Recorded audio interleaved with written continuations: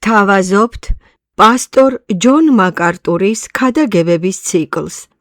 ესაია წინასწარმეტყველის წიგნის 53 თავზე. ციკლი მოიცავს 10 ქადაგებას. პირველ ქადაგებას, რომელსაც დღეს შემოგთავაზებთ, ჯონ მაკარტურმა დაარქვა იეჰოვას გასაოცარი მსახური და ჩაატარა Grace to You Church-ში 2012 წლის 1 აპრილს. ქართულად გადათარგმნა და აუდიო ჩანაწერი მოამზადა ხათუნა ჯინჭარაძემ. იეჰოვას გასაოცარი მსახური. ესაია წინასწარმეტყველის წიგნი 53 თავი. დღეს მსურს გთხოვოთ, რომ გადაშალოთ თქვენი ბიბლია ესაია წინასწარმეტყველის წიგნის 53 თავზე. ჩვენ ვიწყებთ ძველი აღთქმის წარმოუდგენლად მნიშვნელოვანი მონაკვეთის შესწავლას. ეს გახლავთ ძველი აღთქმის ტექსტებიდან პირველი მონაკვეთი, სადაც შეგვიძლია ქრისტეს მოძებნა. უნდა გაგაფრთხილოთ, რომ დღევანდელი ქადაგების რეალობა ისეთი გახლავთ ძმებო და დებო, რომ თავს იგრძნობთ მაგისტრატურის სემინარიის უფროს კურსზე, რადგან მე ვთვლი, რომ უნდა მოგაწოდოთ წმიდა წერილის ამ მონაკვეთის ისტორია, საფუძველი და სტრუქტურა, რათა თქვენ შეძლოთ ამოხაპოთ ამ ტექსტიდან მთელი ის სიმდიდრეები, რათა გაიგოთ მისი კონტექსტი. მე მოსმენილი მაქვს უამრავი ქადაგება ესაიას წიგნის 53 თავზე, მაგრამ დღეს აქ ბევრად უფრო მეტს მოისმენთ. ქადაგებების ეს სერია შესაძლოა უფრო ხანგრძლივი გამოდგეს და რამოდენიმე თვეს გაგრძელდეს და იმისათვის, რომ საღვთო წერილის ეს წარმოუდგენელი მონაკვეთი გამოვლინდეს მთელი თავისი სისრულით, რათა შეძლოთ მასში დაინახოთ ყველაფერი, რაც ბიბლიის ამ გასაოცარ თავშია წარმოდგენილი, ნება მომეცით დღეს შემოგთავაზოთ ეგრეთ წოდებული შესავალი ქადაგება, ასე რომ დღეს თქვენ უნდა მოირგოთ მეცნიერის მანტია, სერიოზულად და გააზრებულად დაფიქრდეთ მოცემულ ტექსტზე და შესაძლოა დღეს თქვენს თავზე რაღაც გარკვეული დატვირთვაც იგრძნოთ. დღეს ჩვენ შევამოწმებთ თქვენი მყარი დისკის ტევადობას, თუ რამდენ გიგაბაიტს დაიტევს ის. თუმცა ერთი CD ან MP3 ფაილი საკმარისი იქნება იმისათვის, რომ მთელი ქადაგება მომავლისთვის შემოინახოთ. ამიტომ ამ ჩანაწერის ხელახლა მოსმენაც შეგიძლიათ, რათა მომავალში უკეთ იქნას ათვისებული. როდესაც ვიწყებთ 53 თავის შესწავლას, უნდა აღვნიშნო, რომ ეს მონაკვეთი იწყება 52 თავის 13 მუხლიდან. ამიტომ როდესაც ვამბობთ, რომ ვაპირებთ ესაია წინასწარმეტყველის წიგნის 53 თავის შესწავლას, საუბარს ვიწყებთ 52 თავის 13 მუხლიდან. ეს არის 15 მუხლისგან შემდგარი მონაკვეთი, რომელიც იწყება 52 თავის 13 მუხლიდან. ეს გახლავთ ერთი მთლიანი ტექსტი. როგორ ვისურვებდი, რომ მეცნიერები, რომლებიც ბიბლიას თავებად ყოფენ, 53 თავს წინა თავის 13 მუხლიდან იწყებდნენ, რამე თუ 13 მუხლი საფუძველს უყრის ყველაფერ იმას, რაც 53 თავში დაწვრილებითაა აღწერილი. თუ უკვე დიდი ხანია მორწმუნენი ხართ, ცხადია წმიდა წერილის ამ ნაწილს იცნობთ და ეს სწორია. წარსულში ბევრი მეცნიერი მას მეხუთე სახარებას უწოდებდა. მეხუთე სახარება, რომელიც მათეს, მარკოზის, ლუკას და იოანეს სახარებების გვერდით უნდა განთავსდეს. ჯერ კიდევ მეხუთე საუკუნეში ავგუსტინემ თქვა, ეს წინასწარმეტყველება არ არის, ეს სახარებაა. პოლიკარპემ, მოციქულ იოანეს მოწაფემ და მეგობარმა ამ მონაკვეთს ძველი აღთქმის ქრისტეს ვნების ოქროს წიგნი უწოდა. თავად მარტინ ლუთერმა კი თქვა, ყველა ქრისტიანს უნდა შეეძლოს მისი ზეპირად გამეორება. ასე რომ, თქვენ უკვე გააქვთ საშინაო დავალება. შეისწავლეთ ესაიას წიგნის შემდეგი მონაკვეთი 52 თავის 13 მუხლიდან 53 თავის მე-12 მუხლამდე და თქვენი დარჩენილი ცხოვრების განმავლობაში შეძლებთ ამ წყაროდან კურთხევის მიღებას. შესაძლოა, რომ თქვენ უკვე იცით ეს მონაკვეთი, თუ კი ოდესმე სწავლობდით საღვთო წერილს. გერმანელმა მეცნიერებმა 1866 წელს დაწერეს, რომ შთაბეჭდილება იქმნება, თითქოს ეს ტექსტი გოლგოთას ჯვრის ქვეშ დაიწერაო. ისინი ამბობდნენ, რომ ამ ტექსტმა მრავალი ისრაელის გაქვავებული გული გაადნო. იგივე გერმანელმა თეოლოგებმა შემდეგ კვლავ დაწერეს. ციტატა: ეს თავი ცენტრალურ ადგილს იკავებს, ეს არის ყველაზე ღრმა და ექსპრესიული გამოკვლევა. სწორედ აქ აჭარბებს ძველი აღთქმის წინასწარმეტყველება საკუთარ თავს. ციტატის დასასრული.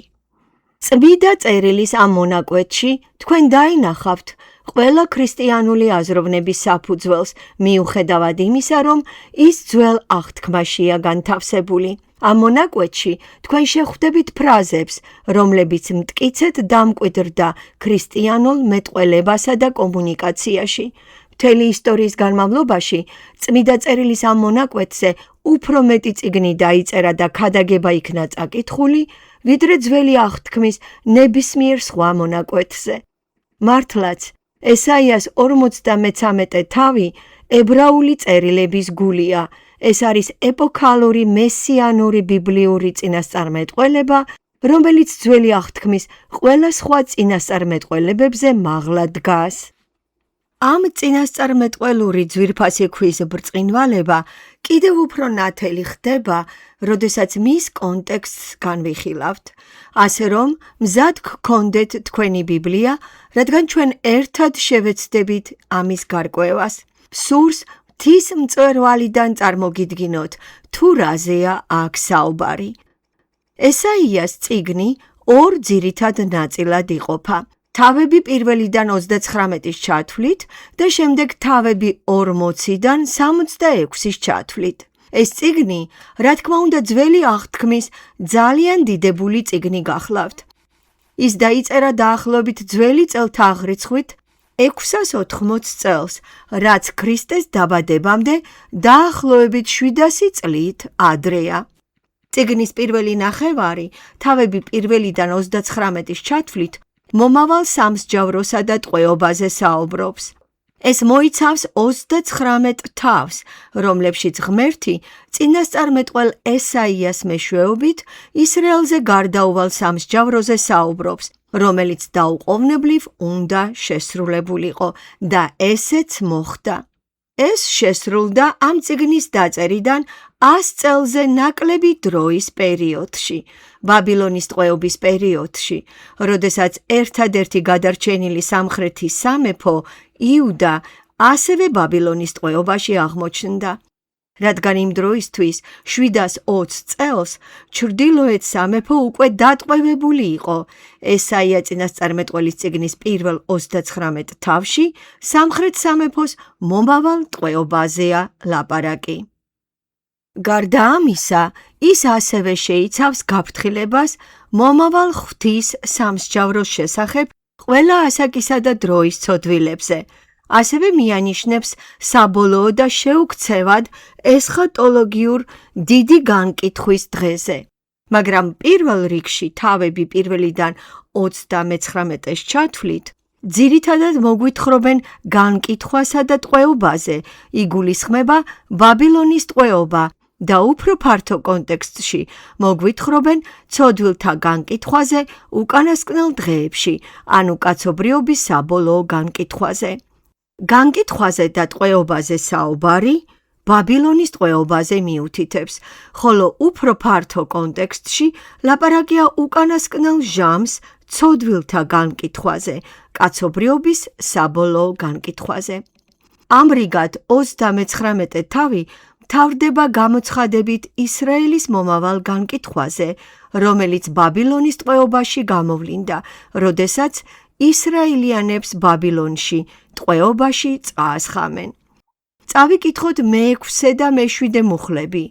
აჰა, მოდის დღეები, ნათქვამია მე-6 და მე-7 მუხლებში. აჰა, დადგება ჟამი და ყველაფერს, რაც სახლში გაქვთ და რაც შენს მამა-პაპას დღემდე მოუხვეჭავს, ბაბილონში წაიღებენ, აღარაფერი დარჩება, ამბობს უფალი.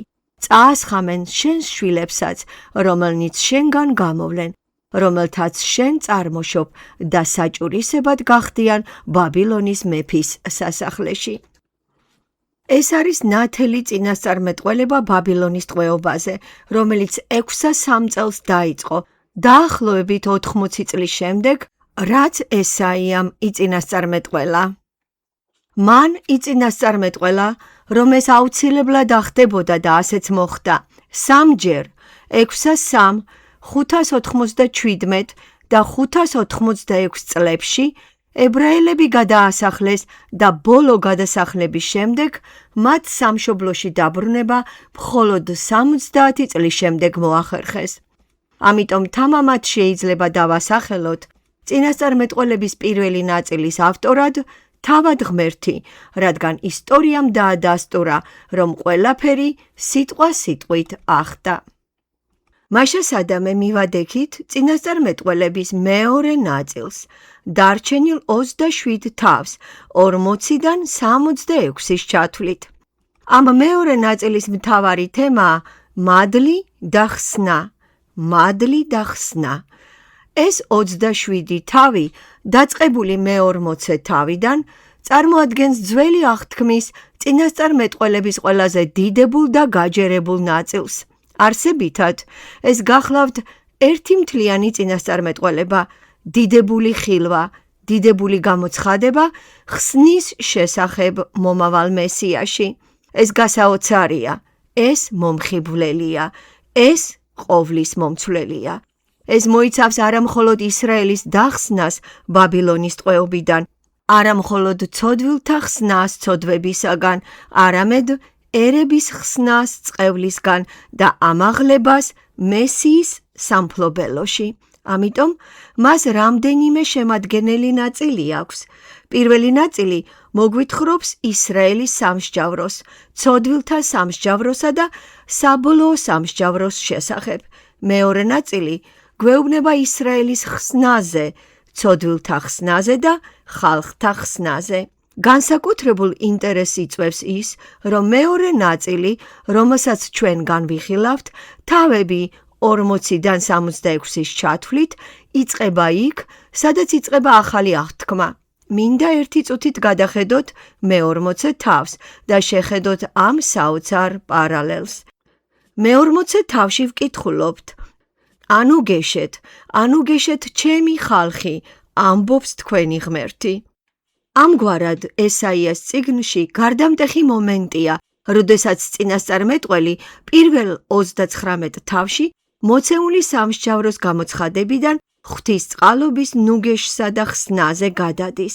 წავიკითხოთ: მოუოხეთ გული იერუსალიმს და ახარეთ, რომ დასრულდა მისი ლაშქრობა, რომ მიტევებულია მისი დანაშაული, რომ ორმაგად მიეზღო უფლის ხელით მისი ცოდვებისათვის. შემდეგ კი მესამე მუხლში ვკითხულობთ იოანე ნათლისმცემლის შესახებ წინასწარმეტყველებას. ხმა ღაღადებლისა, უდაბნოში გაამზადეთ უფლის გზა, მოასწორეთ ტრამალზე სავალი ჩვენი ღვთისათვის. რა თქმა უნდა, სწორედ იოანე ნათლისმცემელი მოვიდა და შეასრულა ეს წინასწარმეტყველება. იგი იყო მესიის წინამორბედი ხმა, რომელიც უდაბნოში ღაღადებდა. უდაბნოში გაამზადეთ უფლის გზა, მოასწორეთ ტრამალზე სავალი ჩვენი ღვთისათვის. სწორედ აქედან იწყება ახალი აღთქმა. ახალი აღთქმა იოანე ნათლისმცემლით იწყება. ესაიას წიგნის მეორე ნაწილიც სწორედ მასთან ერთად იწყება და ესაიას ეგრეთ წოდებული სახარების ნაწილის ეს მონაკვეთი იწყება იქ, სადაც ახალი აღთქმა იწყება, ხოლო ესაიას ეს მონაკვეთი მთავრდება იქ, სადაც ახალი აღთქმა მთავრდება.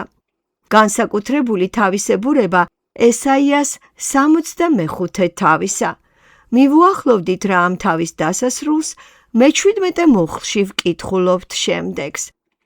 რადგან აჰა, შევქმნი ახალ ცას და ახალ მიწას. ეს ახალიცა და ახალი მიწა 65 თავის მე-17 მუხლშია და ბოლოს, ბოლო თავში 66 თავის მუხლი 22 ვკითხულობთ. რადგან როგორც ახალიცა და ახალი მიწა, რომელთაც შევქმნი, წარდგებიან ჩემს წინაშე, ამბობს უფალი და ასე შემდეგ. სად მთავრდება ახალი აღთქმა? ის მთავრდება გამოცხადების 21 და 22 თავებში, სადაც საუბარია ახალ ცასა და ახალ მიწაზე. ამგვარად, ესაიას ეს ნაწილი იწყება იქ, სადაც იწყება ახალი აღთქმა იოანე ნათლისმცემლის მოსვლით და მთავრდება იქ, სადაც მთავრდება ახალი აღთქმა, ახალი ცითა და ახალი მიწით. ამგვარად, ჩვენ ვხედავთ წარმოუდგენელ, დიდებულ პარალელს ამ წინასწარმეტყველებასა და ახალ აღთქმას შორის და ეს ყველაფერი დაიწერა 700 წლით ადრე, სანამ მესია მოვიდოდა ამ წინასწარმეტყველების აღსასრულებლად. მაგრამ ვინ მოიტანს ამ მადლსა და ხსნას? ვინ იქნება ის, ვინც გვიხსნის? პასუხია: უფლისმსახური, უფლისმსახური. ასე ეწოდება მას აქ. ებრაული სიტყვა ებედი შეიძლება ნიშნავდეს მონას ან მსახურს. ის უამრავჯერ გამოიყენება ძველ აღთქმაში. ეს არის ებრაული სიტყვა, რომელიც აღნიშნავს როგორც მსახურს, ასევე მონას. იეჰოვას მსახური. იგი არის ის, ვინც მოიტანს ხსნას. იგი არის ის, ვინც მოიტანს ნუგეშს. იგი არის ის, ვინც მოიტანს ცოდვების მიტევებას. იგი გახლავთ ესაიას წიგნის ბოლო ნაწილის მთავარი თემა. ახლა კი ერთი წუთით გადავხედოთ 53 თავს და მთის მწვერვალიდან შევხედოთ მას. შეხედეთ 52 თავის მე-13 მუხლს. აჰა მსახური ჩემი, აჰა მსახური ჩემი, ჩემი მორჩილი, ჩემი ებედი, ჩემი მსახური. ეს იგივე სათაურია, რომელიც ადრე იყო ნახსენები ესაია წინასწარმეტყველის წიგნის ამ ნაწილში. ეს არის მეოთხე კონკრეტული წინასწარმეტყველება მსახურის შესახებ. ერთი იყო 42 თავში, მეორე იყო 59 თავში, მესამე წინასწარმეტყველება კი 50 თავის მეოთხედან მე-11 მუხლის ჩათვლით და ეს არის მეოთხე, ეგრეთ წოდებული მსახურის სიმღერა ან მსახურის წინასწარმეტყველება. იეჰოვას მსახურის წარდგენისას წინასწარმეტყველი მოგვიწოდებს, შევხედოთ მას და გაოცებულები დავრჩეთ. ამიტომ, თუ დღევანდელი ქადაგების დასათაურებას დამავალებდნენ, მას იეჰოვას გასაოცარ მსახურს დავარქმევდი. არ ვიცი როგორ დაერქმევა ამ ქადაგების ჩანაწერს Grace to You ვებსაიტზე, მაგრამ მას მე ვუწოდებდი იეჰოვას გასაოცარი მსახური. ეს გახლავთ მესიის შესახებ მთელ ძველ აღთქმაში ყველაზე სრული, ყველაზე ძლიერი და ყველაზე მნიშვნელოვანი გამოცხადება და ის ახლა ჩვენს თვალწინაა წარმოდგენილი. ცოტა ოდენი ისტორიული კონტექსტი. მაგალითად, თუ მეფეთა წიგნებს გადავხედავთ, დავინახავთ, თუ როგორ გვაძლევს ღმერთი გამოცხადებებს საკუთარი თავის შესახებ წინასწარმეტყველების მეშვეობით. გარკვეული გაგებით, მოსე წინასწარმეტყველი იყო. ის ღვთისგან მომდინარე გამოცხადებებს იძლეოდა. მან მესიის, მომავალი წინასწარმეტყველის მოსვლაც კი წინასწარმეტყველა და მასზე მიუთითა. მაგრამ ნამდვილი წინასწარმეტყველური მსახურება სამუელით იწყება. იყვნენ სხვებიც, ვინც ღვთის სახელით ლაპარაკობდნენ და ესეც წინასწარმეტყველური იყო. მაგრამ ოფიციალური წინასწარმეტყველური მსახურება შეიძლება ითქვას სამუელით იწყება. ეს დაახლოებით ძველი წელთა აღრიცხვით 1000 წელს იყო, ანუ ესაიამდე 300 წლით ადრე. წინასწარმეტყველები გამუდმებით ამბობდნენ, რომ დადგებოდა დრო, როდესაც ღმერთი იმეფებდა და იმეფებდა ისრაელზე, ისრაელიდან კი მთელ მსოფლიოზე. სულ ესაა ანბანი. დადგებოდა დრო, როდესაც ღმერთი იმეფებდა და იმეფებდა ისრაელზე, ისრაელიდან კი მთელ მსოფლიოზე. რა თქმა უნდა, კარგად გეცოდინებათ, აქ საუბარია აბრაამისთვის და დავითისთვის მიცემულ აღთქმებზე. ღმერთი იმეფებდა და იმეფებდა ისრაელსა და მთელ მსოფლიოზე. როგორ? მართალი მეფის მეშვეობით, რომელსაც აბრაამის აღთქმაში თესლი ეწოდება, ხოლო დავითის აღთქმაში დავითის ძე. მართალი მეფის მეშვეობით. ამ მეფეს ისრაელი ცოდვებისაგან უნდა დაეხსნა, ასე რომ ეს ჯერ დროებითი ხსნა უნდა ყოფილიყო, მაგრამ უფრო მნიშვნელოვანია სულიერი ხსნა. მას შემდეგ, რაც მოცემული იქნა აღთქმა თესლისა, იმ მეფისა, ჭეშმარიტი მომავალი მეფის შესახებ, რომელიც უბოძებდა ხსნას ისრაელს და ისრაელის მეშვეობით მთელ სამყაროს, ებრაელები მოუთმენლად ელოდნენ მას. მათ სწყუროდათ ასეთი მეფე, ისინი ეძებდნენ ასეთ მეფეს და რა თქმა უნდა, შეგიძლიათ გაიხსენოთ სამუელის ეპოქა, როდესაც ებრაელები მეფეს ელოდნენ. მათ აირჩიეს მეფე სახელად საული. მათ მთელი იმედი საულზე დაამყარეს. შესაძლოა იმედოვნებდნენ, რომ საული იქნებოდა ის მეფე, რომელიც მოვიდოდა და მოიტანდა ხსნას, რომელიც ისრაელს მსოფლიოს მარგალიტად აქცევდა, რომელიც ტახტზე ავიდოდა და ისრაელიდან მთელ მსოფლიოზე იმეფებდა და რომელიც სიმართლისა და მშვიდობის სამეფოს დაამყარებდა. თუმცა საული უარყოფილ იქნა, ღმერთმა უარყო იგი წმინდა რიტუალების შესრულებაში აშკარა ჩარევის გამო. მან გადააბიჯა საზღვრებს, მან თავი ცოდვილ ადამიანად წარმოაჩინა. თუმცა არა მხოლოდ იგი იქნა უარყოფილი, არამედ მის გამო მთელ მის ტომს ჩამოერთვა ისრაელში მეფობის შესაძლებლობა და მაშინ ყველა იმედი დავითზე დაამყარეს. მაგრამ დავითს საკუთარი პრობლემები ჰქონდა. დავითი იმდენად ცოდვილი იყო, იმდენი სისხლი დაღვარა, რომ ღმერთმა ტაძრის აშენების უფლებაც კი არ მისცა. გახსოვთ, დავითმა ნათან წინასწარმეტყველს უთხრა, მიავაშენებ ტაძარსო. ნათანმა კი უპასუხა, წადი ააშენე. მაგრამ ღმერთი ღამით გამოეცხადა ნათან წინასწარმეტყველს და უთხრა, რატომ მიეცი ამის უფლება? შენ არ მთხოვე და არც მინდა რომ მან ტაძარი ააშენოს ჩემთვის. მისი ხელები სისხლითაა დასვრილი. დავითს საკუთარი პრობლემები ჰქონდა. დავითი ცოდვილი იყო, ამიტომ დავითი ვერ იქნებოდა ის მართალი მეფე. მაგრამ მეფეთა მეორე წიგნის მე-7 თავში ღმერთმა აღუთქვა მას, რომ იგი დავითის ძე იქნებოდა და ყველა იმედი, რა თქმა უნდა, სოლომონზე იყო დამიზნებული. თავიდან ყველაფერი შესანიშნავად მიდიოდა. სოლომონმა გააფართოვა ისრაელის სამეფო საზღვრები და გახდა მსოფლიოში უმდიდრესი ადამიანი. არავინ იყო მასზე მდიდარი, მაგრამ ეს ჯერ კიდევ არაა ყველაფერი. მეფობის დასაწყისშივე მან ღმერთს სიბრძნეს თხოვა. ღმერთმა მას დიდი სიბრძნე უბოძა და სოლომონი ყველა წამოწყებაში წარმატებული ადამიანი იყო. საბოლოოდ, სოლომონის ცხოვრება საშინელ ტრაგედიად გადაიქცა. სოლომონის გული ღმერთს ჩამოშორდა, რადგან უამრავი ცოლებისა და ხარჭების მოყვანით, ასობით ქალთან ფიზიკური სიახლოვის დამყარებით, იგი გაირყვნა და ვერასდროს გახდებოდა მართალი მეფე. მისი მეფობის დასასრულს მთელი სამეფო დაიშალა და მას ჩრდილოეთი ნაწილი უბრალოდ გამოეყო. გამოყოფის შემდეგ ჩრდილოეთ სამეფოს ყველა მეფე ბოროტი, კორუმპირებული და უკანონო აღმოჩნდა. არც ერთი მართალი მეფე არ ყოფილა მათ შორის. ამასობაში სამხრეთ სამეფო სულ ზღაფავდა და ძლივს გადარჩა, სადაც ბოროტი მეფეების რიგში რამდენიმე მართალი მეფეც გამოერეოდა. ამგვარად ხალხის იმედი იმისა, რომ მეფე ადამიანთა შთამომავლებს შორის იქნებოდა, გაქრა, მაშინაც კი თუ ის დავითის საზარდულიდან იქნებოდა გამოსული. სხვათა შორის, გარკვეულ მომენტში დავითის შტო იმდენად გაიხრწნა, რომ გამეფდა მეფე სახელად მენაშე. ვფიქრობ, რომ გახსოვთ მეფე მენაშე. მე წაგიკითხავთ მენაშეს ეპიტაფიას. აუცილებლად უნდა იცოდეთ ეს. მეორე ნეშტთა 33 თავის მე-9 მუხლი.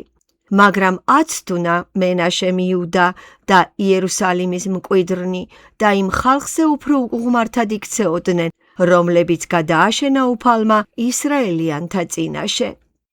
დავითის შთამომავალმა ისრაელი იმ დონემდე მიიყვანა, რომ ხალხი ქანაანელებზე უარესად იქცეოდნენ, იმ ქანაანელებზე, რომლებიც ისრაელმა დედამიწის პირიდან აღგავა.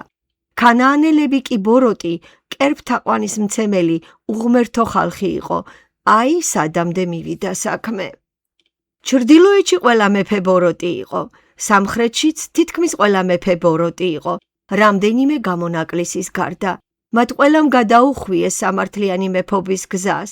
ყველა გარკვეულწილად არასაკმარისი შესაძლებლობების აღმოჩნდა. როგორც იცით, სამხრეთში რამდენიმე კეთილშობილი მეფე იყო, მაგრამ ამ ადამიანთაგან ვერცერთმა ვერ შეძლო დიდი ხნის ნანატრი დაპირების შესრულება.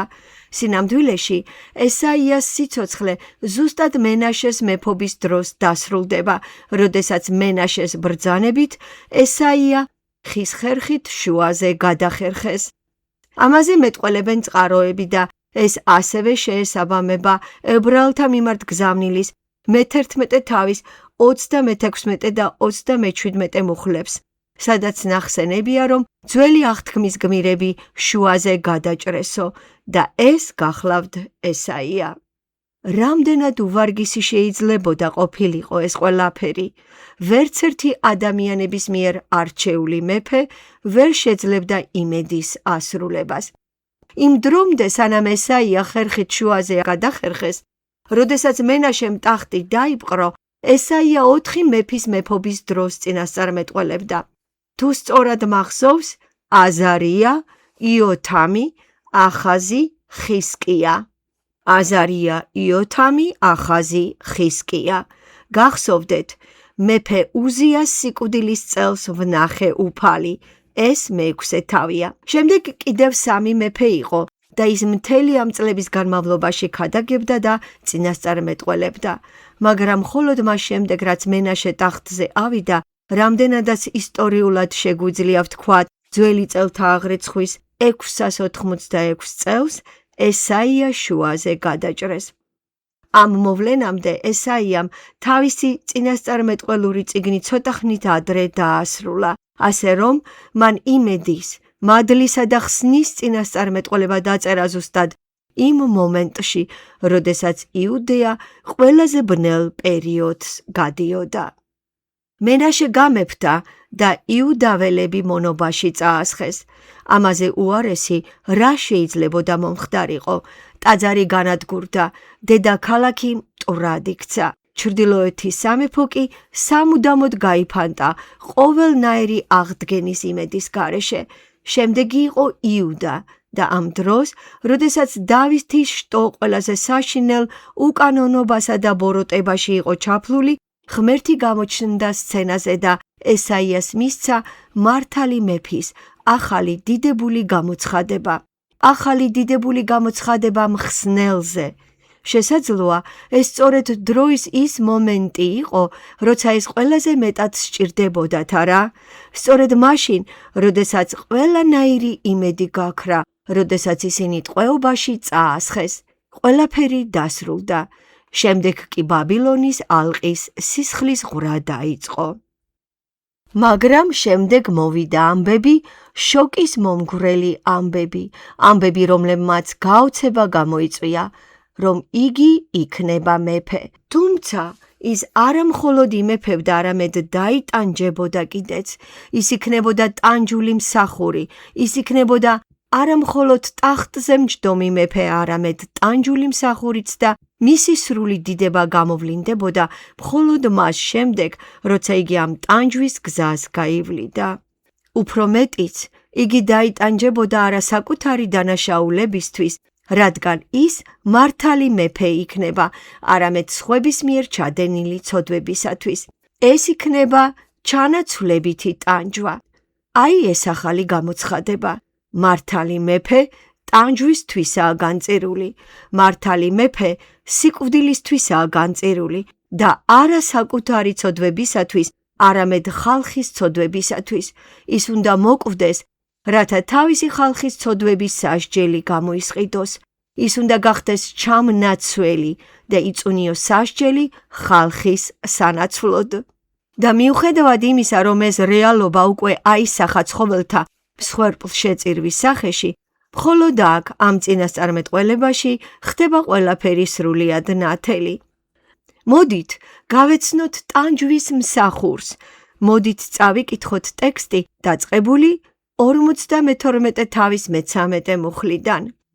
აჰა, წარემართება ჩემს მსახურს, აღიმართება, აიწევა და დიდად ამაღლდება, როგორც განცვიფრდნენ მრავალნი, შენი მნახველნი, რადგან დამახინჯებული იყო მისი პირისახე, ისე როგორც არავისი და მისი იერი ადამის ძისას არ გავდა. ასე შეაშფოთებს ის ბევრ ხალხებს, მეფენი მოკუმავენ მის გამო პირს, რადგან დაინახავენ იმას, რაც არ უამბიათ მათთვის და რაც არ სმენიათ, იმას გაიგებენ. გადავიდეთ 53 თავზე. ვინ ირწმუნა ჩვენს მიერ მოსმენილი და ვისზე გამოჩნდა მკლავი უფლისა? ამბოვიდა როგორც ყლორტი მის წინაშე და როგორც ფესვი ურწყული მიწიდან. არც ტანადობა ჰქონია მას, არც დიდებულება, რომ გვეცქირა მისთვის, არც გარეგნობა, რომ მივეზიდეთ. შესაზიზღი იყო ის და კაცთაგან მიტოვებული, გატანჯული და დასნეულებული. და ჩვენ სახეს ვარიდებდით მას, შესაზიზღი იყო და არაფრად ვაგდებდით. მაგრამ იტვირთა მან ჩვენი სნეულებანი და ჩვენი ტკივილებით გაიტანჯა. ჩვენ კი ვფიქრობდით, რომ ნაგვემი იყო ღმერთის მიერ ნაცემი და წამებული, მაგრამ ის დაჭრილი იყო ჩვენს დანაშაულთა გამო, დალეწილი ჩვენი ურჯულოების გამო. ჩვენი სასჯელი მასზე იყო და მისი ჭრილობებით ჩვენ განვიკურნეთ. ჩვენ ყველანი ცხრებივით გზას ავცდით და თითოეული ჩვენგანი თავის გზას დაადგა და უფალმა მას დააკისრა ყველა ჩვენგანის ურჯულოება. შევიწროვებული იყო და წამებული, მაგრამ არ გაუხსნია თავისი ბაგე, როგორც კრავი დასაკლავად რომ მიჰყავთ და როგორც ცხვარი მის მპარსველთა წინაშე რომ დუმს. პატიმრობიდან და სამსჯავროდან იქნა წაყვანილი და მის მოდგმაზე ვინ ილაპარაკებს, რადგან მოკვეთილ იქნა ცოცხალთა ქვეყნიდან ჩემი ხალხის დანაშაულის გამო განიგმირა. და ბოროტმოქმედებთან მიეცა საფლავი, მაგრამ მდიდრებთან იყო თავის სიკვდილში, თუმცა არ ჩაუდენია მას ძალადობა და სიცრუე არ იყო მის ბაგეში. მაგრამ უფალს სურდა მისი დალეწვა, მისი დასნეულება. თუ დასდებს ის თავის სულს დანაშაულის მსხვერპლად, იხილავს ის შთამომავლობას, გაიგრძელებს დღეებს და უფლისნება მისი ხელით მიაღწევს წარმატებას. თავისი სულის ჯაფისაგან იხილავს ნათელს და დაკმაყოფილდება. თავისი სიბრძნით მრავალთა გაამართლებს, ჩემი მართალი მსახური და მათ ცოდვებს ის იტვირთავს. ამიტომ ბევრს მივცემ მას წილად და ძლიერებთან გაინაწილებს ის ნადავლს, იმის სანაცვლოდ, რომ სასიკვდილოდ გაწირა თავისი სული და ბოროტმოქმედებთან შეირაცხა და მრავალთა ცოდვა იტვირთა და დამნაშავეთათვის იშუამდგომლა. ხედავთ აქ ქრისტეს? ამ ერთ თავში ჩვენ ვხედავთ იმის დადასტურებას, რომ წმინდა წერილის ავტორი თავად ღმერთია და იესო მისი აღმსრულებელი. ამ თავში ჩვენ ვხედავთ იესო ქრისტეს სიკვდილის, დაკრძალვის, აღდგომის, ამაღლების, შუამდგომლობის, კორონაციისა და იესო ქრისტეს მეშვეობით მოპოვებული ხსნის ყველა უმცირესი დეტალების შესრულებას. თავად იესო, ახალი აღთქმის მოციქულები და ახალი აღთქმის ავტორები მრავალჯერ კვლავ და კვლავ ახსენებენ ესაია წინასწარმეტყველის წიგნის 53 თავს. თავად იესომაც ახსენა ეს, მოციქულებმაც ახსენეს, ახალი აღთქმის ავტორებმაც არაერთხელ ახსენეს ესაიას წიგნის 53 თავი. ესაიას წიგნის 53 თავი მოხსენიებულია მათეს, მარკოზის, ლუკას, იოანეს სახარებებში, მოციქულთა საქმეების წიგნში, რომელთა მიმართ გზავნილში, აგრეთვე კორინთელთა პირველ და მეორე გზავნილებში, გალატელთა, ეფესელთა, ტიტეს პირველ გზავნილში, ებრაელთა, პეტრეს პირველ და იოანეს პირველ გზავნილებში. ძველი აღთქმის არც ერთი ტექსტი არ არის ისე ხშირად და ესე დამაჯერებლად გამოყენებული იესო ქრისტესთან მიმართებაში ახალ აღთქმაში, როგორც ეს მონაკვეთი. ახალი აღთქმის ავტორები იმოწმებენ 53 თავის თითქმის ყველა მუხლს. ის შეიცავს სახარების არსს და ქრისტეს უარყოფა ნიშნავს აშკარა ისტორიული მტკიცებულებების უარყოფას, რითაც სრულდება ამ წინასწარმეტყველების ყველა დეტალი. თუმცა, რაც არ უნდა მნიშვნელოვანი და დიდებული იყოს თავად წინასწარმეტყველება, ან მის გარშემო არსებული ისტორია, გაცილებით მნიშვნელოვანია დაისვას კითხვა, რას ნიშნავს ეს ჩემთვის? და ეს გახლავთ სერიოზული შეკითხვა. შეიძლება გაოცდეთ ისტორიით. შეიძლება აღფრთოვანდეთ იმ ადამიანის სიცოცხლის, სიკვდილისა და აღდგომის შესახებ წინასწარმეტყველებების დეტალებით, რომლებიც წარმოთქმულ იქნა ამ ადამიანის დაბადებამდე 700 წლით ადრე. რაც არა მარტო შეიძლება მოხდეს, არამედ ესეც უნდა იყოს. შეიძლება გაოცდეთ ფაქტით, რომელიც ყველასთვის უცნობი იყო. სწორედ ამიტომ წმიდა წერილის ავტორი მხოლოდ ის შეიძლება ყოფილიყო, ვინც იცის მომავალი და ეს გახლავთ ღმერთი, რომელმაც არა მარტო იცის, არამედ განსაზღვრავს კიდეც მომავალს. საჭიროა რომ გავოცდეთ წმიდა წერილის ღვთაებრივი ბუნებით და ეს ნამდვილად საჭიროა. მაგრამ რასაკვირველია, აქ არასდროს არ უნდა გავჩერდეთ, რადგან არსებობს უფრო სერიოზული, უფრო დიდებული საკითხი. რას უნდა ნიშნავდეს ეს თქვენთვის? რას უნდა ნიშნავდეს ეს თქვენთვის და ყველა დანარჩენისთვის? ამიტომ მოდით ახლა ვისაუბროთ ამაზე. ამ უძველესი წინასწარმეტყველების ჭეშმარიტება და მისი იესო ქრისტეში აღსრულება პასუხობს ყველაზე ფუნდამენტურ, არსებით კრიტიკულ კითხვას, რომელიც კი შეიძლება დასვას რომელიმე ადამიანმა. ეხლა ზედსართავს სახელებს დაგაყრით. ეს მონაკვეთი პასუხობს ყველაზე მნიშვნელოვან კითხვას, რაც კი შეიძლება ადამიანმა დასვას. პირველადი კითხვა, ფუნდამენტური კითხვა, სასიცოცხლო კითხვა, ყველაზე მნიშვნელოვანი კითხვა, ყველაზე სერიოზული კითხვა, ყველაზე მონუმენტური კითხვა, ყველაზე ყოვლის მომცველელი კითხვა, განსაკუთრებული კითხვა.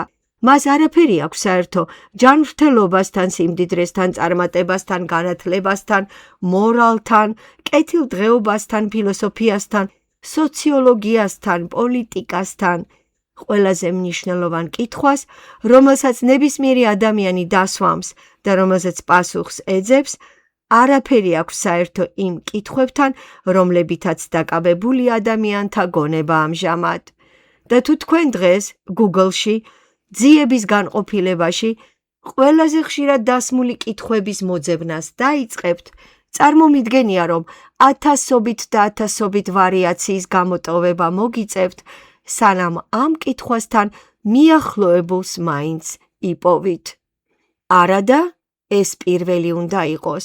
ეს ალბათ ყველაზე აუცილებელი, ყველაზე არსებითი, ყველაზე განმსაზღვრელი და გულწრფელად რომ ვთქვათ, ყველაზე მეტად თავიდან აცილებული კითხვა. ის ყველა სხვა კითხვაზე უაღრესად მნიშვნელოვანია, მაგრამ ამავდროულად საშუალო ადამიანის მნიშვნელოვანი კითხვების სიაში ვერ ნახავთ. რა კითხვაა ეს? კითხვა ასეთია: როგორ შეუძლია ცოდვილს ღმერთთან მართალი გახდეს, ჯოჯოხეთის ტანჯვას თავი დააღწიოს და 64-ის ნეტარებაში შევიდეს? ეს გახლავთ ყველაზე მნიშვნელოვანი კითხვა.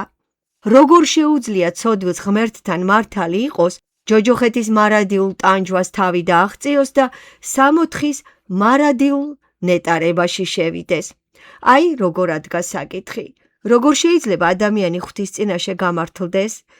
რის საფუძველზე შეუძლია წმინდა ღმერთს ცოდვილის მართლად გამოცხადება? აი რაშია საქმე. ეს გახლავთ მსოფლიოში უდიდესი მორალური დილემა. მისმინეთ, ბიბლია სწორედ ამ კითხვაზე პასუხის გასაცემად დაიწერა. გესმით ეს? ბიბლია სწორედ ამ კითხვაზე პასუხის გასაცემად დაიწერა და ესაიას წიგნის 53 თავიც სწორედ ამ კითხვაზე პასუხის გასაცემად დაიწერა. ბოლოს და ბოლოს ეს კითხვების კითხვაა. ახალი აღთქმის ეპოქაში მილიონობით მონა იყო. ეს მონები დაუნდობლად იჩაგრებოდნენ. რიცხვები ნამდვილად ასტრონომიულია. ზოგი ამბობს, რომ დაახლოებით 15 მილიონი მონა იყო, ზოგი კი 60 მილიონი. დღეს კი ზოგი, განსაკუთრებით ისინი, ვისაც სოციალური საკითხები გულთან ახლოს მიაქვთ, თვლიან, რომ ახალ აღთქმაში უნდა ყოფილიყო განხილული ადამიანებით ვაჭრობისა და იძულებითი შრომის საკითხები, რადგან, როგორც ანტიკური ისტორიიდან იცით, სექსუალური მონობაც აყვავების ხანაში იყო. მონობასთან დაკავშირებული ყველა ძალადობა იმ დროს აშკარად სახეზე იყო.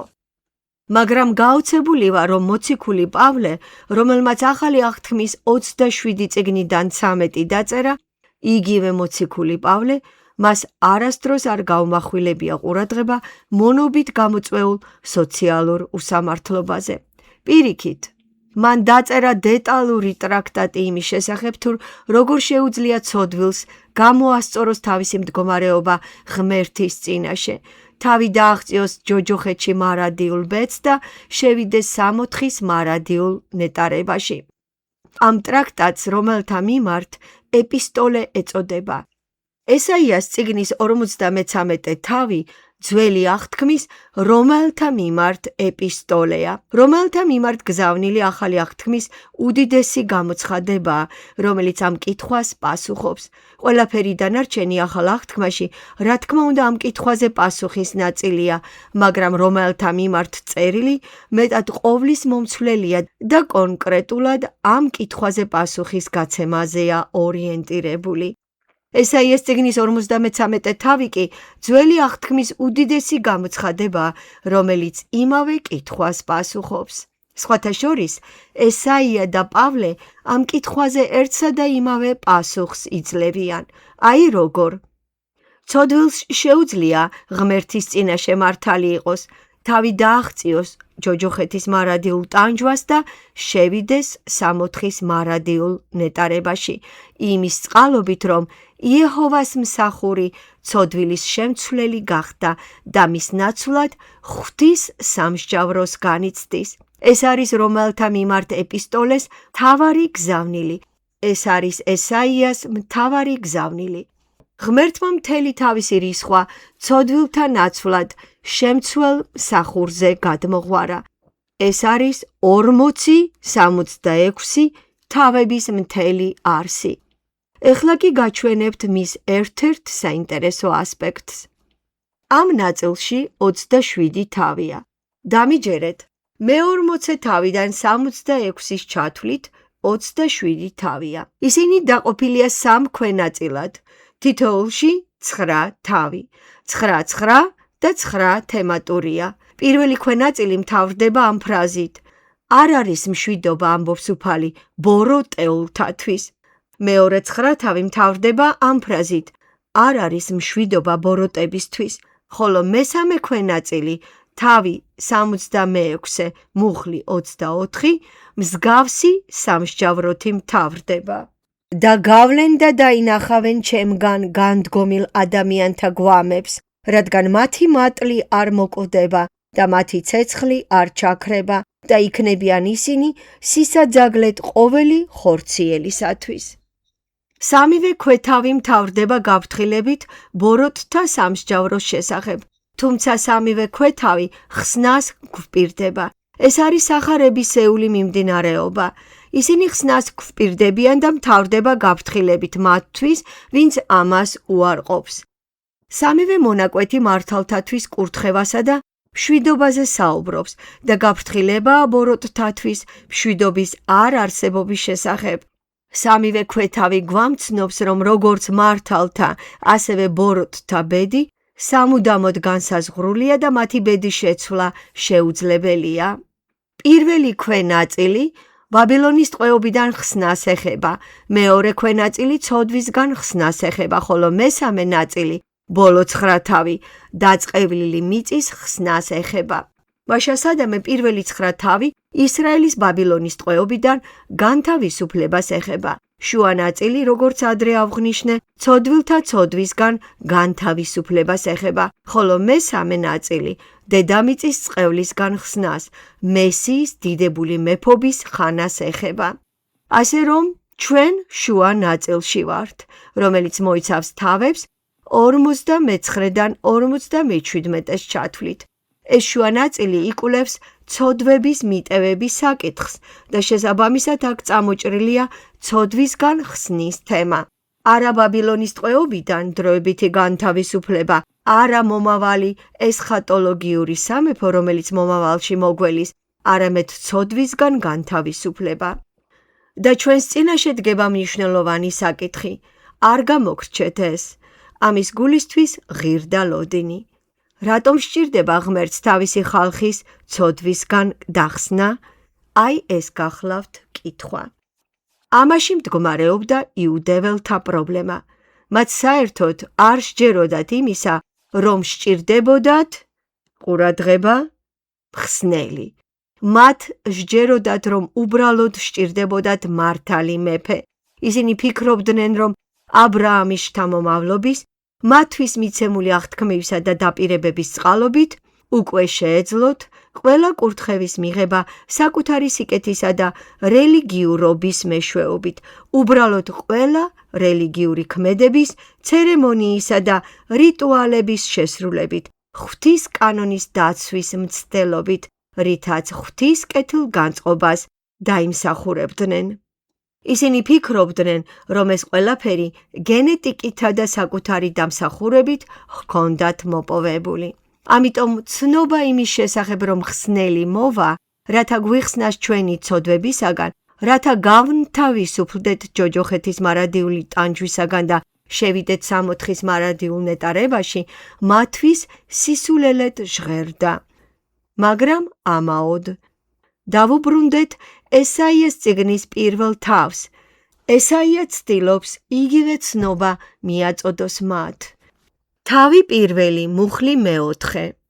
ვაი ბრალეულო ხალხო, ცოდვით დამძიმებულო ერო, ბოროტეულთა მოდგმავ, წარწყმედილო შვილებო, მიტოვებული ყავთ უფალი, დაგმობილი ყავთ ისრაელის წმიდა, ზურგი შევქცევიათ. მუხლი მეხუთე. სადრა დაგერტყმით კიდევ, ურჩობას რომ აგრძელებთ, მთელი თავი დასნეულებული გაქვთ, გული შეღონებული. როგორც იერემიას მე-17 თავში, უნდოა ყველას გული და უკურნებელი, ვინ შეიცნობს მას. და შემდეგ მე-6 და მე-7 მუხლები. ტერფიდან თხემამდე საღი ადგილი აღარ დაგრჩათ. ყველგან ჭრილობა და წყლული, დაჩირქებული იარები, გამოურწყველი და შეუხვეველი, მალამოთი დაუამებელი. მოოხრებულია თქვენი ქვეყანა, გადამწვარია თქვენი ქალაქები.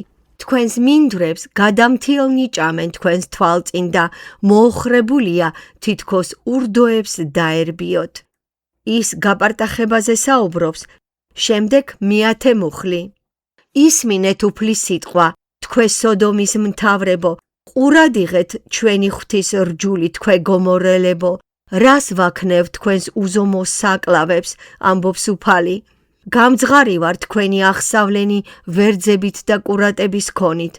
აღარ მსურს მოზვრების, კრავებისა და ვაცების სისხლი. ანუ, მთელი თქვენი რელიგია თვალთმაქცური და усარგებლოა.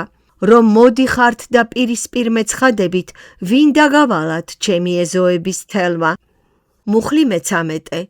ნუ ღარ მომიტანთ მაგ ფუჭ, შესაწირავს, საძაგელია ჩემთვის საკმეველი, ახალ მთვარობები და შაბათები, ჯარობები ვეღარ ამიტანია, უკეთურება და დღესასწაული? სხვათა შორის თავად უფალმა აღუთქვა ისინი. თქვენი ახალ მთვარობები და ზეიმები შეიძულა ჩემმა სულმა, ტვირთად დამაწვა, დავიღალე მათი ზიდვით. მუხლი მე-15. ხელებს რომ აღაპყრობთ, თვალს გარიდებთ, ლოცვებსაც რომ მიმრავლებთ, არ ვისმენ, ხელების სისხლითა გაქვთ სავსე. განიბანეთ, განიწმიდეთ, ავისაქმები თვალთაგან განმარიდეთ, შეწყვიტეთ ბოროტის ქმნა, სიკეთის ქმნა ისწავლეთ, ეძიეთ სამართალი, შეეწიეთ ჩაგრულს, განიკითხეთ ობოლი, ქვრივს გამოესარჩლეთ, მერე მოდით და ცილობა ვყოთ, ამბობს უფალი. მეწამულიც რომ იყოს თქვენი ცოდვები, თოვლივით გასპეტაგდება, ჭია ფერივით წითელიც რომ იყოს, მატყლის ფთილასავით გახდება. მათ ხსნა სჭირდებოდათ, მათთვის სასიცოცხლოდ აუცილებელი იყო ეს იყო მოჯანყე ხალხი და როგორც უკვე ავღნიშნე, მენაშეს მეფობის ამ გარდატეხის ეტაპზე მათ სასიცოცხლოდ აუცილებლად სჭირდებოდათ ხსნა და გამოსყიდვა. ამიტომ როდესაც ესაიას წიგნის 42 თავში მივადგებით მორჩილი მსახურის განდიდების სიმღერას, ღმერთი გვაძლევს დაპირებას, რომ ის ხსნას მოგვიტანს. 42 თავი. ოჰ, როგორ საწყენია, რომ ამ თავს მთლიანად ვერ წაგიკითხავთ ახლა. მეხუთე მუხლი. ასე ამბობს ღმერთი უფალი, ცათა შემომქმედი და მათი გარდამთხმელი, მიწის გადამშლელი მისი ნაყოფები თურთ, სუნთქვის მიმნიჭებელი მის მცხოვრებთათვის და სულისა მასზე მივალთათვის.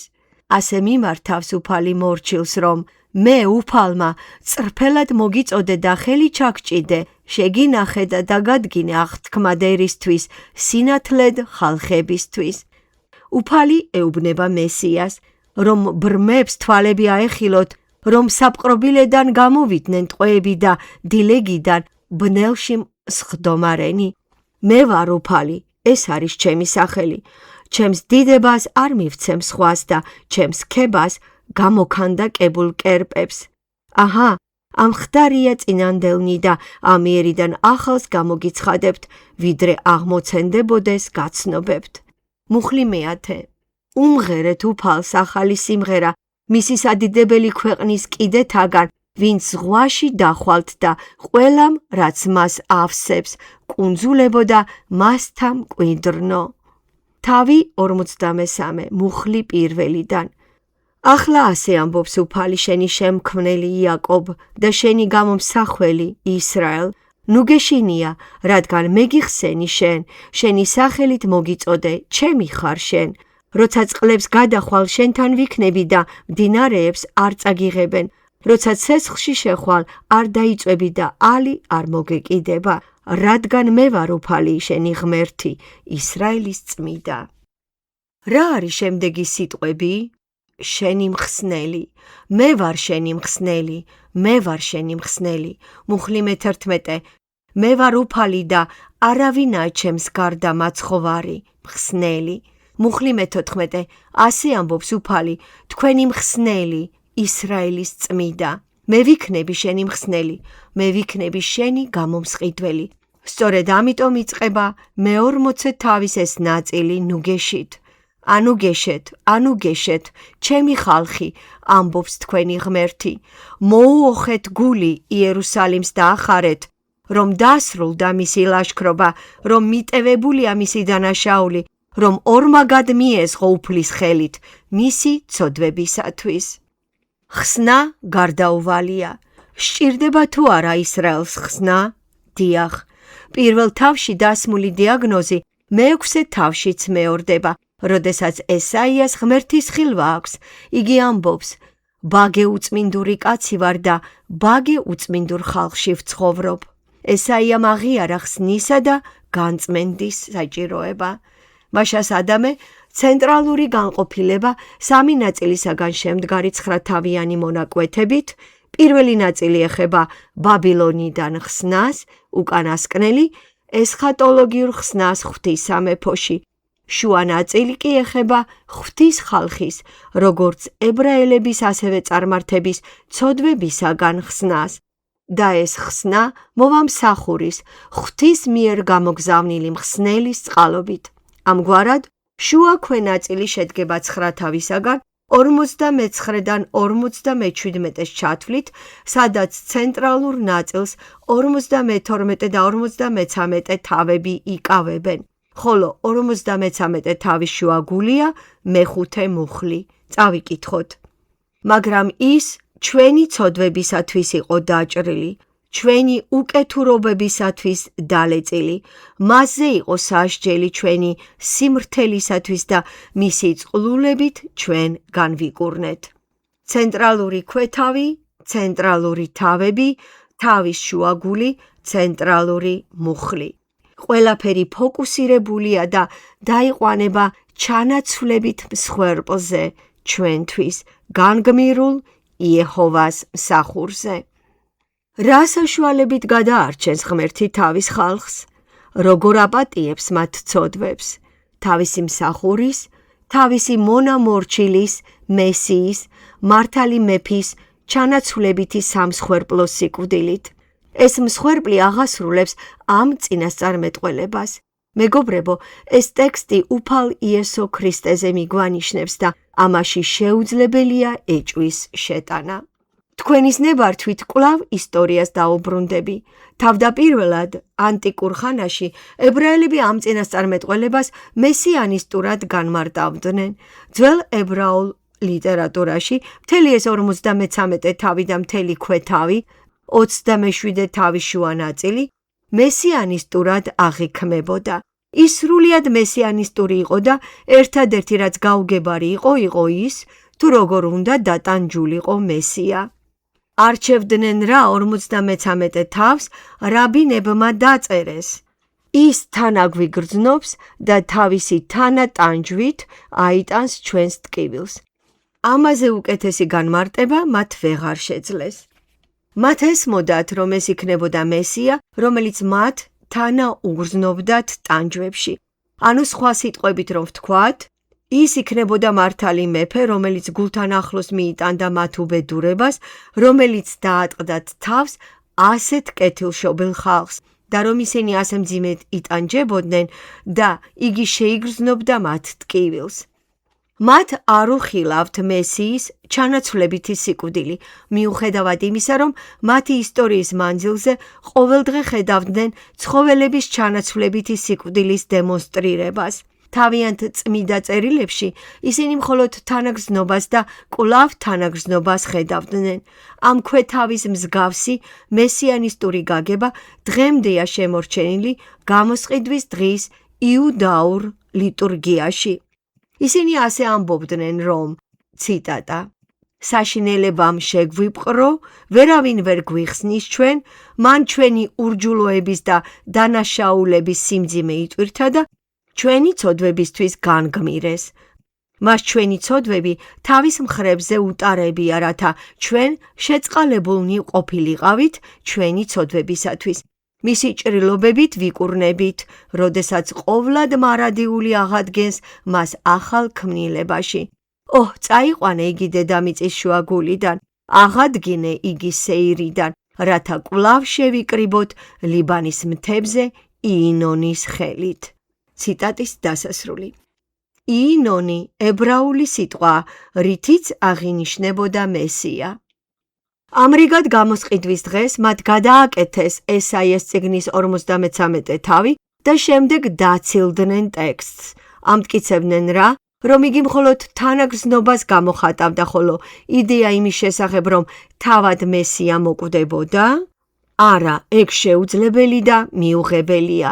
სწორედ ამიტომ მიმართავდა იესო ძველ აღთქმას, რათა ეჩვენებინა თავისი ტანჯვის აუცილებლობა. მოციქულებიც ამას გადაგებდნენ, რადგან ხალხს ეს არ აინტერესებდა. მოусმინეთ, ეს ყველაზე მთავარია და მეტად მნიშვნელოვანია. ეს არის გადამწყვეტი. მათ არ სჭირდებოდათ მხსნელი, მათ არ სჭირდებოდათ ცოდვებისთვის მსხვერპლი. პირად მოგებაზე დაფუძნებულ სისტემაში არავის სჭირდება მხსნელი. მათ მხოლოდ ის სჭირდებოდათ, ვინც თანაგრძნობას გამოიჩენდა. ისინი მიიღებდნენ მას, როგორც თანამგრძნობს. მათ სურდათ მეფე, რომელიც მათ გასაჭირში თანაუგრძნობდათ. შემდეგ კი თავისი თანატანჯვით ყველაფერს მისცემდა, რასაც იმსახურებდნენ. ესეთი იყო ძველი იუდაიზმის შეხედულება. ესეთი იყო ახალი აღთქმის იუდაიზმის შეხედულება. ესეთი იყო ახალი აღთქმის შემდგომი იუდაიზმის შეხედულება. ესეთია თანამედროვე იუდაიზმის შეხედულებაც. იუდაიზმი არანაირად არ იყო მზად, თავიანთი თავი, თავიდან ფეხებამდე ავადმყოფად წარმოეჩინათ, როგორც ეს ესაიას პირველ თავში აღწერილი. ბრალეულო ხალხო, ცოდვით დამძიმებულო ერო, ბოროტეულთა მოდგმავ. ებრაელებს მხსნელი არ სჭირდებათ. თუ თქვენ არ გესმით სრული ცოდვილობის სწავლება და არ გესმით, რომ ვერანაირი საქმეებით ვერ გადარჩებით, მაშინ არც მხსნელი არ გჭირდებათ, რომ გიხსნათ. მაშინ თქვენ თავად იღწვით გადარჩენის მოსაპოვებლად და ნებისმიერი სისტემა, რომელშიც რაღაცის მიღწევაა საჭირო გადასარჩენად, არ ითვალისწინებს ადგილს ჩანაცვლებითი მსხვერპლისთვის გამოსასყიდად. როდესაც უფალი იესო მოვიდა და ეკლესიას ჩაეყარა საფუძველი, მაშინ ეკლესიამ და ახალი აღთქმის ყველა მწერალმა, როგორც უკვე ვთქვი, შეძლეს ესაიას წიგნის 53 თავის ნათლად განმარტება, მაგრამ შემდეგ ეკლესიამ ებრაელებს უქადაგა, რომ იესო ქრისტემ აღასრულა ესაიას წიგნის 53 თავი. მათ არ სურდათ ამის მოსმენა, ამიტომ დევნიდნენ ეკლესიას. როგორც იცით, ისინი კლავდნენ ქრისტიანებს და დღემდე იუდაიზმი, როგორც სისტემა, უარყოფს იესო ქრისტეს და უარყოფს იესო ქრისტეს, როგორც ესაიას წიგნის 53 თავის აღსრულებად. როგორც ადრე წაგიკითხეთ და მეთანხმებით, ტექსტის მოსმენაც კი შთამბეჭდავია, რადგან ნებისმიერი ქრისტიანი, რომელიც ამას კითხულობს, გრძნობს იესო ქრისტეს ძალას. თქვენ უბრალოდ გრძნობთ მთელი შინაგანი არსებით ჯვრის ძალას, რომელზეც იესომ თქვენი ცოდვა თქვენს ნაცვლად აიტანა. მეორეს მხრივ, ამ ტექსტის მკითხველი ებრაელი ხედავს სრულიად განსხვავებულ რამეს. ის ხედავს იქ, ეს არის მათი საყოველთაოდ მიღებული ინტერპრეტაცია ისრაელს. დიახ, ეს არის მათი ტანჯული ისრაელი. ისრაელი ეს ტანჯული მსახურია, რომელიც იტანჯა და იტანჯება და ერთ მშვენიერ დღეს დიდებაში შევა. ისრაელის დიდება მომავალში მოვა, მაგრამ ახლა ის განიცდის ტანჯვას, უსამართლოს და ზოგჯერ დაუმსახურებელს.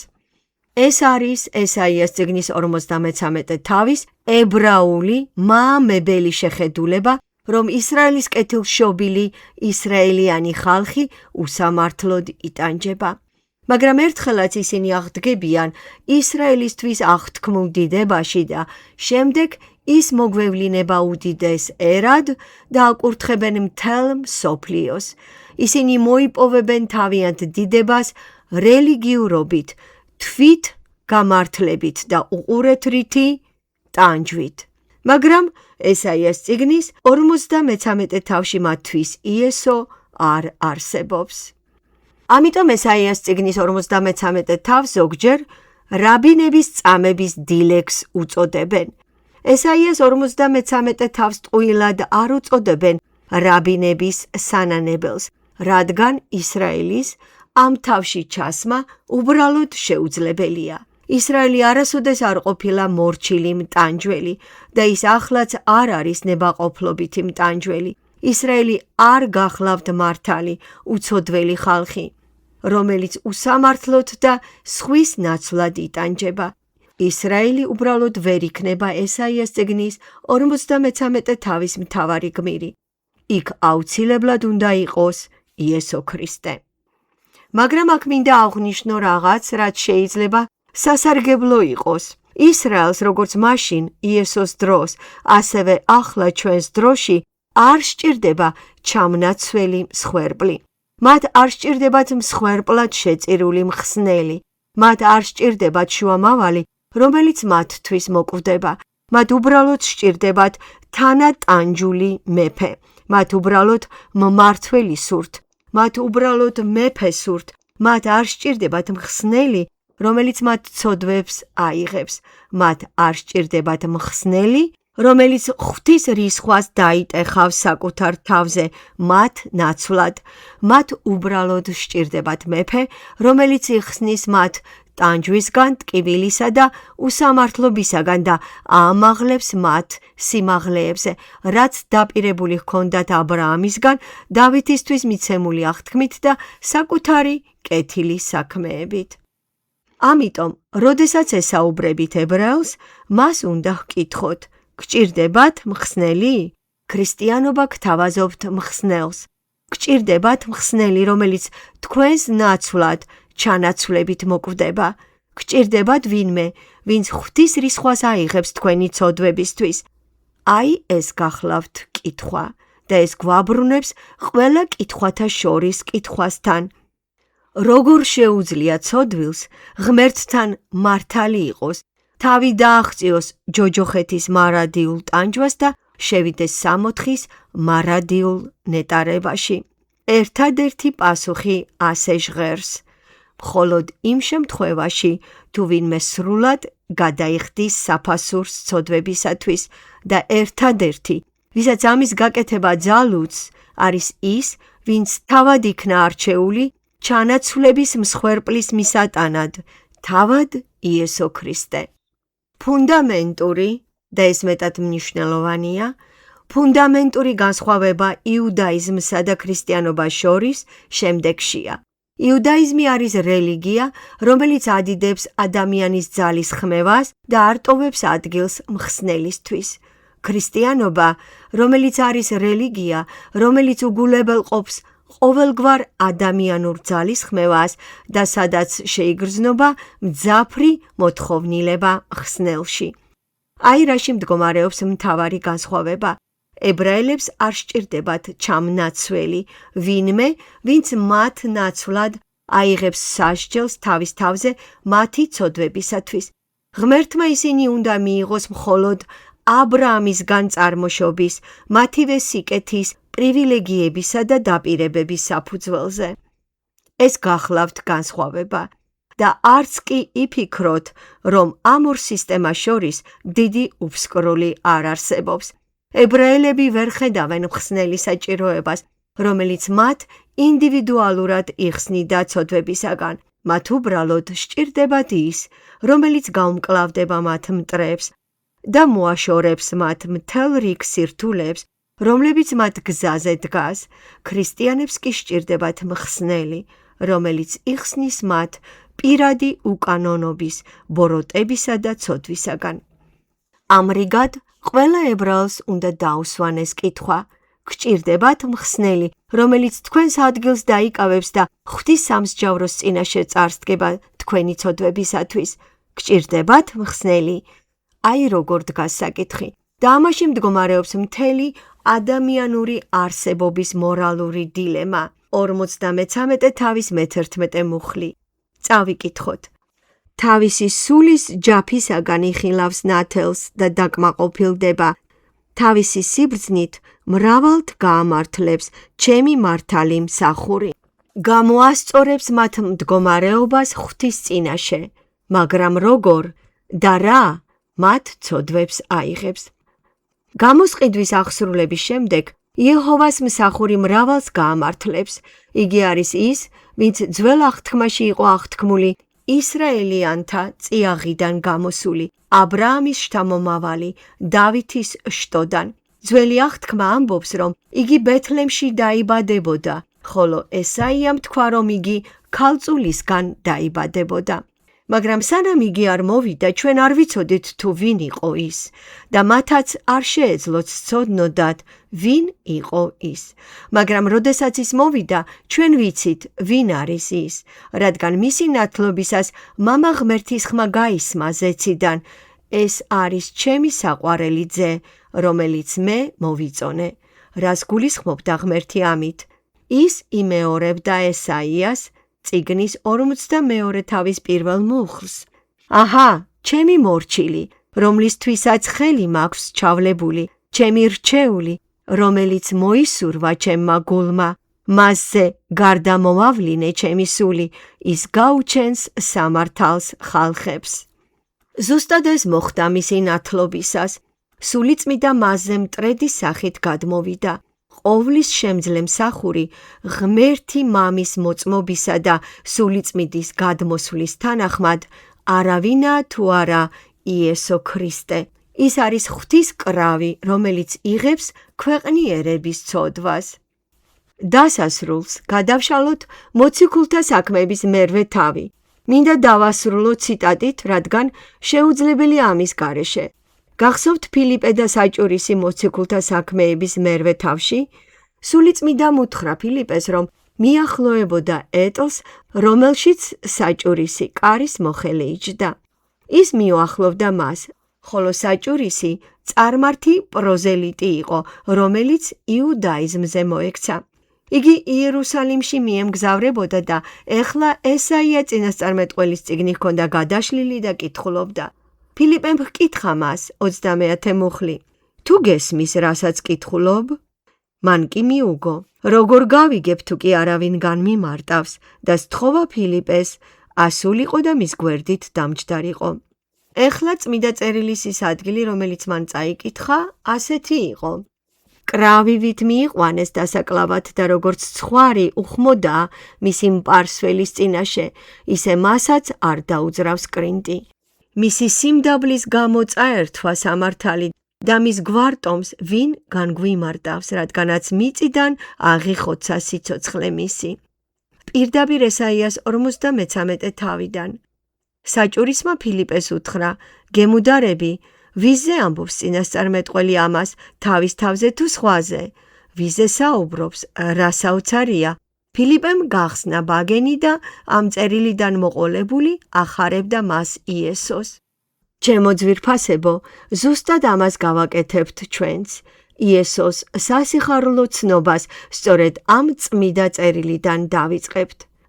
მამაო, გმადლობთ დღევანდელი გატარებული სასიხარულო დროისთვის, თაყვანისცემის დროისთვის, შენი სიტყვისა და შენი ძის განდიდების დროისთვის, ჩვენი მხსნელის სიდიადეზე ფიქრის დროისთვის. უფალო, გევედრებით, დარჩი ჩვენთან და გვაკურთხე, მისი მშვენიერი სახელით ვლოცულობთ. ამინ. ქადაგების დასასრული.